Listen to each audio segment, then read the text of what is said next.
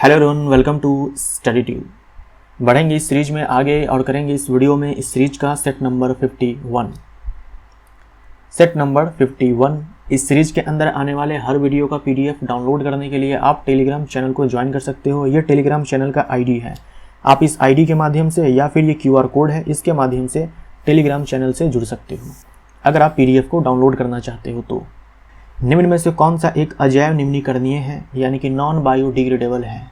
तो जो नाइलॉन होता है, रेयॉन होता है, पॉलिस्टर होता है, ये सभी होते हैं नॉन बायोडिग्रेडेबल अजैव निम्नीकरणीय पदार्थ होते हैं। बाकी ये सारे जो है कॉफ़ी पाउडर, कपास, ऊन, ये सारे जो है जैव निम्नीकरणीय पदार्थ है, बायोडिग्रेडेबल पदार्थ है। यानी जो सूक्ष्म जीव होते हैं, बैक्टीरिया है या फिर कवक है, इनका अपघटन करवा देते हैं, लेकिन नाइलॉन, रेयॉन, पॉलिस्टर इन सब का अपघटन वो नहीं कर पाते हैं। इनमें से किसमें सहसंयोजी आबंध नहीं होते हैं? सहसंयोजी आबंधों में क्या होता है कि इलेक्ट्रॉनों का साझेदारी होता है। और जो आयनिक कंपाउंड होते हैं उनमें इलेक्ट्रॉनों का साझेदारी नहीं होता है, बल्कि कंप्लीट ट्रांसफर ऑफ इलेक्ट्रॉन होता है। तो वो आयंस बनाते हैं जो आयनिक कंपाउंड होते हैं, क्योंकि उनमें सहसंयोजन आबंध नहीं होता है। तो जो ये सोडियम हाइड्रोक्साइड है, ये Na+OH- में टूटता है, ये आप जानते ही हो, क्योंकि ये आयनिक कंपाउंड है। तो ए हमारा आंसर हो जाएगा। बाकी ये अमोनिया, नाइट्रोजन, हाइड्रोजन के बीच इलेक्ट्रॉनों का साझेदारी होता है। कार्बन और हाइड्रोजन के बीच इलेक्ट्रॉनों का साझेदारी होता है मीथेन में, और हाइड्रोजन के बीच में एक एक इलेक्ट्रॉन की साझेदारी से H2 बनता है। तो ये सारे जो है सहसंयोजी आबंध बनाते हैं, तो ये सहसंयोजी यौगिक होते हैं। निम्न में से कौन सा यौगिक विद्युत का चालन कर सकता है? अब यहाँ पर आप ग्लूकोज देखो, अल्कोहल देखो, केरोसिन देखो, तो इन सब में आपको आयंस नहीं मिलेंगे। इन सब के जलीय विलयन में आपको आयंस जो है नहीं मिलेंगे, आयंस आपको नहीं मिलेंगे। और विद्युत का चालन करने के लिए एक लिक्विड से उनमें आयंस होने जरूरी है, चाहे धनायन हो चाहे ऋणायन हो, लेकिन आयंस तो होने ही चाहिए। तो सोडियम क्लोराइड जो है ये एक आयनिक कंपाउंड है, NaCl। जब इसका हम जलीय विलयन लेंगे तो उसमें Na+ और Cl- जो है आयंस मिलते हैं, तो ये विद्युत का चालन करते हैं। आयनिक कंपाउंड के बारे में आपको याद भी रखना है कि जब वो ठोस होते हैं तो विद्युत के कुचालक होते हैं, लेकिन गलित अवस्था में या फिर जलीय विलयन में वो विद्युत के सुचालक होते हैं। जलीय प्राणी जैसे मछलियां अपशिष्ट का उत्सर्जन इनमें से किस रूप में करती है? जो जलीय जीव होते हैं जैसे कि मछलियां जो होती है, इनमें जो इनका मुख्य उत्सर्जित पदार्थ होता है वो अमोनिया होता है। अमोनिया को एक्सक्रीट करने के लिए, अमोनिया के उत्सर्जन के लिए लार्ज अमाउंट में पानी चाहिए होता है। ये पानी जलीय जीवों के अंदर तो कमी होती नहीं है इस पानी का, तो वो आसानी से एक्सक्रीट कर देते हैं। लेकिन जो स्थलीय होते हैं जैसे कि मैमल्स जैसे कि ह्यूमंस, ये क्या करते हैं कि अमोनिया को यूरिया में कन्वर्ट कर देते हैं, क्योंकि इनके बॉडी के अंदर उतना पानी नहीं होता है कि अमोनिया को वो रिमूव करे, तो यूरिया इनका मुख्य उत्सर्जित पदार्थ होता है। अगर हम बात करें रेप्टाइल्स की, सरीसृप की, और बात करें बर्ड्स की, तो इनमें यूरिक एसिड जो है इनका मुख्य उत्सर्जित पदार्थ होता है। तो सबसे ज़्यादा पानी चाहिए होता है अमोनिया को बाहर निकालने के लिए, उससे कम पानी चाहिए होता है यूरिया को बाहर निकालने के लिए, और सबसे कम पानी चाहिए होता है यूरिक अम्ल को बाहर निकालने के लिए। शरीर के अंदर उत्पन्न दुर्बल चुंबकीय क्षेत्र का उपयोग करके शरीर के विभिन्न अंगों की छवियां प्राप्त करने की प्रक्रिया को डैश कहा जाता है। तो हमारे बॉडी के अंदर जो है दुर्बल चुंबकीय क्षेत्र उत्पन्न होता है, इसकी मदद से जो है हमारे इंटरनल स्ट्रक्चर का जो इमेज है वो लिया जाता है। इस प्रोसेस को MRI कहा जाता है। तो बी हमारा आंसर हो जाएगा। MRI का फुल फॉर्म होता है magnetic resonance imaging, magnetic field का इस्तेमाल होता है इसमें। CT स्कैन का फुल फॉर्म होता है कंप्यूटेड टोमोग्राफी, एक्सरे का इस्तेमाल होता है इसमें। सोनोग्राफी यानी कि अल्ट्रासाउंड स्कैन जो होता है उसे हम सोनोग्राफी बोलते हैं, और इसमें अल्ट्रासाउंड का इस्तेमाल होता है। अल्ट्रासाउंड यानी कि जिसकी फ्रिक्वेंसी 20 किलोहर्ट्ज से ज़्यादा हो। PET स्कैन होता है पॉजिट्रॉन एमिशन टोमोग्राफी, इसमें रेडियो एक्टिव सब्सटेंस का इस्तेमाल होता है।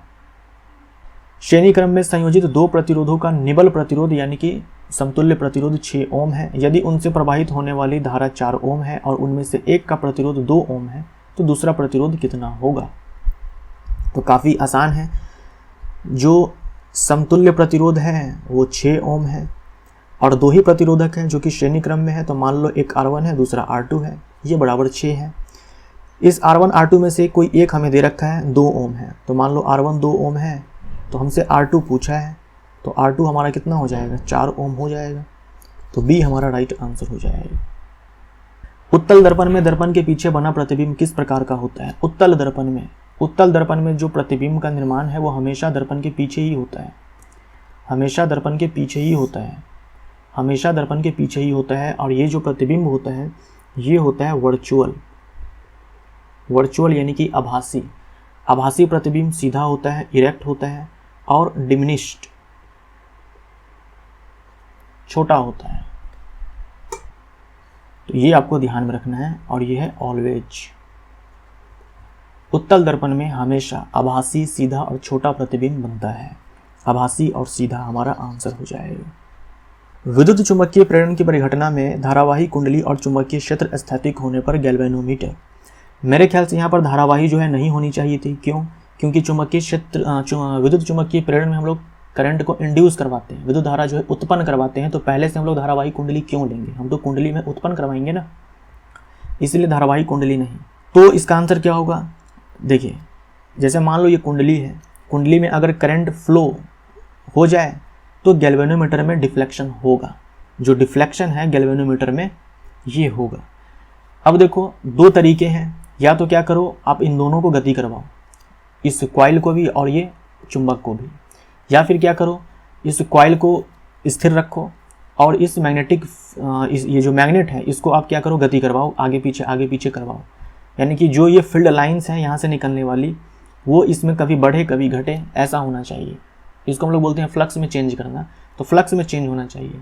तो फ्लक्स में चेंज करने के कई सारे तरीके हो सकते हैं। या तो आप क्या करो दोनों को गति करवाओ, number of magnetic field lines change हो, या फिर क्या करो इसको रोक करके इसका आप करवाओ गति, या फिर क्या करो इसको रोक करके इसको गति करवाओ। आप फ्लक्स में चेंज करते रहना है। लेकिन अगर आप दोनों को स्थिर कर दो, जो यहाँ पर लिखा हुआ है स्थैतिक होने पर, दोनों को स्थिर कर दो तो फ्लक्स में चेंज ही नहीं होगा।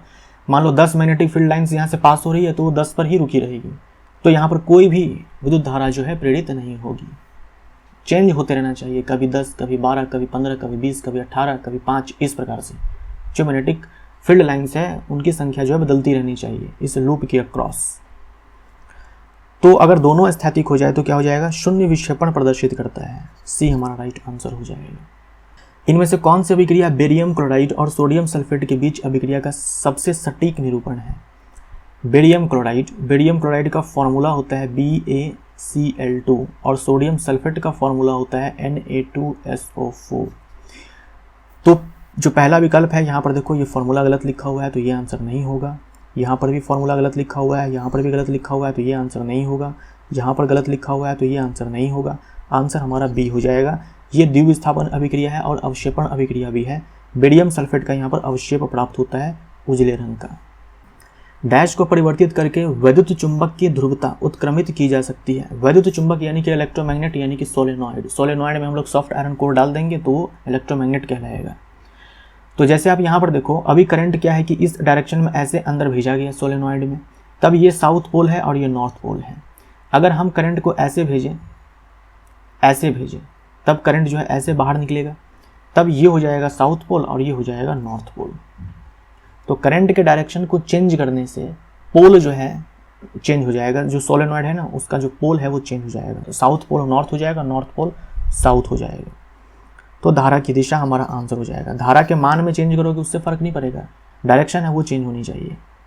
आधुनिक आवर्त सारणी में क्रमशः परमाणु क्रमांक 11 से लेकर के यहाँ पर देखो 18 तक है वाले तत्वों की स्थिति के संबंध में कौन सा कथन गलत है?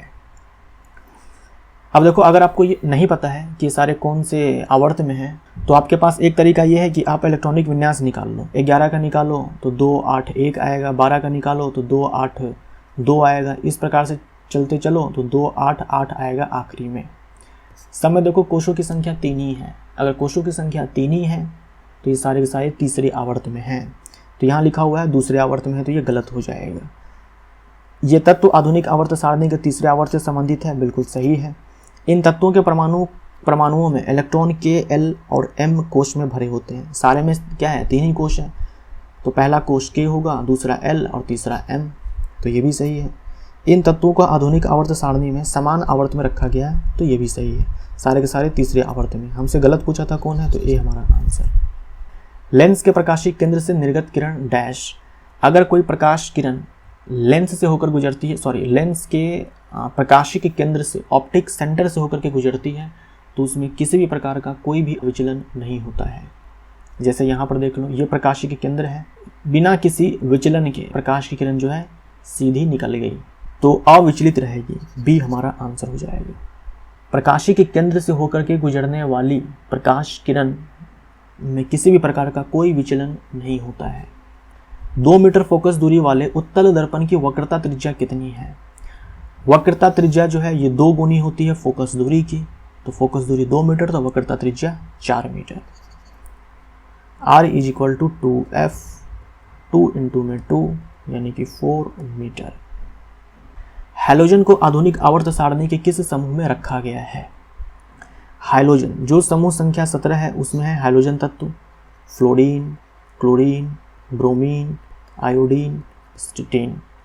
जो समूह संख्या 18 है उसमें है अक्रिय gas, helium, neon, argon, krypton, xenon, radon. जो समूह संख्या 16 है वो है oxygen family, oxygen, sulphur, selenium, tellurium, polonium. और जो पहला आवर्त है उसे बोलते हैं क्षारीय धातु। इसमें है lithium, sodium, potassium, rubidium, caesium, francium. ये सारे के सारे क्या है? क्षारीय धातु। क्षारीय धातु यानी कि अल्कली मेटल्स। एक तत्व A क्लोरीन के साथ अभिक्रिया करके एक उच्च गलनांक वाला यौगिक ACl निर्मित करता है। यह यौगिक जल में विलय भी है। तत्व A के डैश होने की संभावना है। ACl है तो पहला विकल्प अगर हम सोडियम को यहाँ पर लें तो NaCl बन जाएगा। ये जो NaCl है ये आयनिक यौगिक है, आयनिक कंपाउंड है।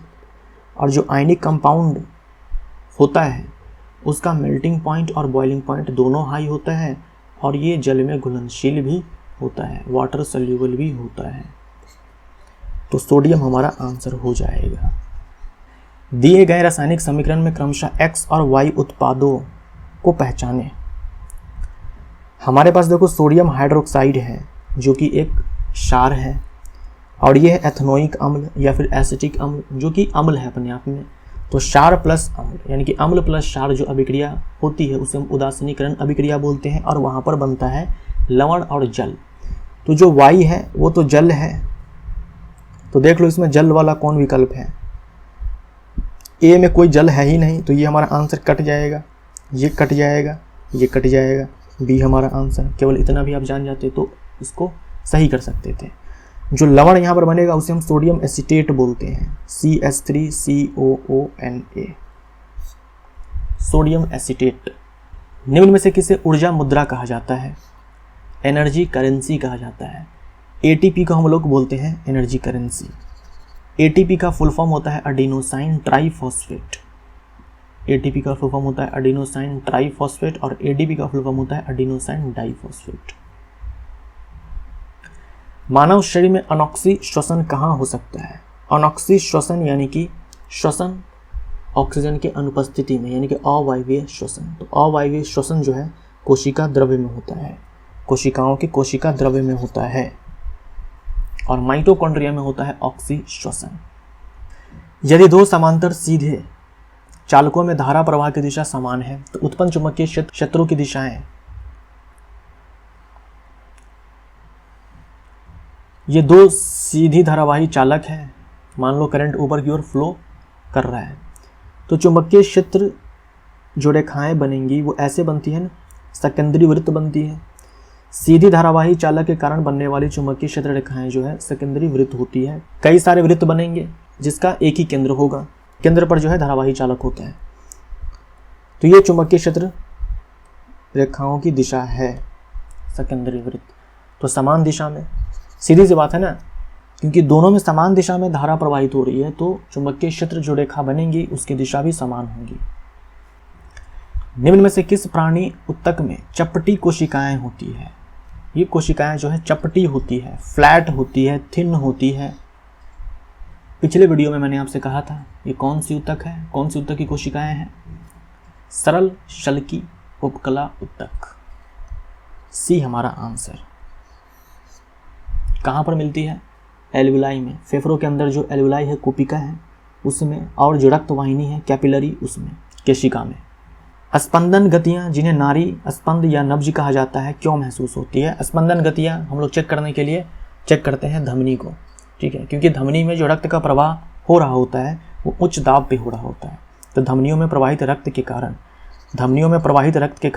शिराओं में प्रवाहित रक्त के कारण क्यों नहीं? क्योंकि धमनियों में जो है रक्त का जो प्रवाह है वो उच्च दबाव के साथ होता है, जबकि शिराओं में दाब जो है उतनी होती नहीं है। दी गई अभिक्रिया में किस पदार्थ का ऑक्सीकरण होता है? जिसके साथ ऑक्सीजन जुड़े उसका ऑक्सीकरण हो जाएगा। कॉपर के साथ ऑक्सीजन जुड़ करके कॉपर ऑक्साइड यहाँ पर बना, तो हमारा आंसर क्या हो जाएगा? केवल कॉपर, बी हमारा आंसर। परमाणु त्रिज्या के सही बढ़ते क्रम का चयन करें। परमाणु त्रिज्या के सही बढ़ते क्रम का चयन करें। परमाणु त्रिज्या, अगर हम आवर्त में बात करें तो इस प्रकार से परमाणु त्रिज्या घटती है, और अगर हम समूह की बात करें तो इस प्रकार से परमाणु त्रिज्या जो है बढ़ती है। ऐसे घटती क्यों है? क्योंकि नाभिकीय आवेश जो है बढ़ता है। नाभिकीय जो आवेश है ये बढ़ता है। और ऐसे क्यों बढ़ती है? क्योंकि ये कोशों की संख्या बढ़ती है। आवर्त में ये मत बोल देना कि कोशों की संख्या घटती है। एक आवर्त में कोशों की संख्या समान ही होती है, तो घटती क्यों है? नाभिकीय आवेश बढ़ने से नाभिक में जो प्रोटॉन की संख्या है वो बढ़ती चली जाती है, और समूह की बात करें तो कोशों की संख्या बढ़ने से। तो सबसे ज़्यादा परमाणु त्रिज्या किसके पास है? रुबिडियम के पास, तो ये कट जाएगा। और सबसे कम है किसके पास? इधर आ जाओ, बोरोन के पास। तो बोरोन से ज़्यादा बेरिलियम का है, बेरिलियम से ज़्यादा लिथियम का है, और लिथियम से ज़्यादा रुबिडियम का है। तो ए हमारा आंसर। गोलीय दर्पण के मुख्य अक्ष के संबंध में निम्नलिखित में से कौन सा कथन सत्य है? मुख्य अक्ष के बारे में बताना है। जो गोलीय दर्पण का मुख्य अक्ष होता है, प्रिंसिपल एक्सिस, उसके बारे में बताना है। मुख्य अक्ष एक काल्पनिक रेखा होती है, ये बिल्कुल सही है। मुख्य अक्ष एक काल्पनिक रेखा होती है जो दर्पण के दोनों ओर विस्तृत होती है, तो सही है। दोनों ओर हम लोग बनाते ही हैं ऐसे, ये अवतल दर्पण में और ऐसे उत्तल दर्पण में, तो ये सही है। मुख्य अक्ष वक्रता केंद्र और फोकस और ध्रुव से होकर गुजरता है, तो सही है। ये पोल है, ये फोकस और ये वक्रता केंद्र, ये पोल है, ये फोकस और ये वक्रता केंद्र। वक्रित दर्पण का मुख्य अक्ष वक्रित होता है, तो ऐसा कुछ नहीं है। ये जो गोलीय दर्पण है ये भी तो वक्रित ही है ना, ये भी तो वक्रित है, लेकिन प्रिंसिपल एक्सिस तो स्ट्रेट लाइन है। तो सही पूछा है ना हमसे कौन सा कथन सत्य है, तो केवल 1 और 2 सही है। ये हमारा आंसर। प्रकाश पुंज का पथ उस डैश विलयन के माध्यम से दिखाई देता है जिसमें कणों का आकार अपेक्षाकृत बड़ा होता है। प्रकाश पुंज का पथ दिख जाना किसी विलयन से, इसे बोलते हैं टिंडल प्रभाव। किसी भी तरल में अगर आपको प्रकाश पुंज का पथ दिखता है तो उसे हम लोग टिंडल प्रभाव बोलते हैं। तो कोलाइडी विलयन और निलंबन विषमांगी मिश्रण होते हैं जिसमें प्रकाश पुंज का पथ दिखता है। इस घटना को टिंडल प्रभाव कहते हैं। तो टिंडल प्रभाव कौन दिखाएगा? कोलाइडी विलयन और निलंबन, ये दोनों होते हैं विषमांगी मिश्रण। वास्तविक विलयन जिसे हम लोग समांगी मिश्रण बोलते हैं, जैसे कि नमक जल का घोल है, चीनी जल का घोल है इत्यादि, ये सारे जो होते हैं समांगी मिश्रण होते हैं जो टिंडल प्रभाव को नहीं दिखाते हैं। तो हमारा आंसर यहाँ पर कोलाइडी हो जाएगा। तो यहाँ पर हमारा सेट नंबर 51 समाप्त होता है। Thank you so much.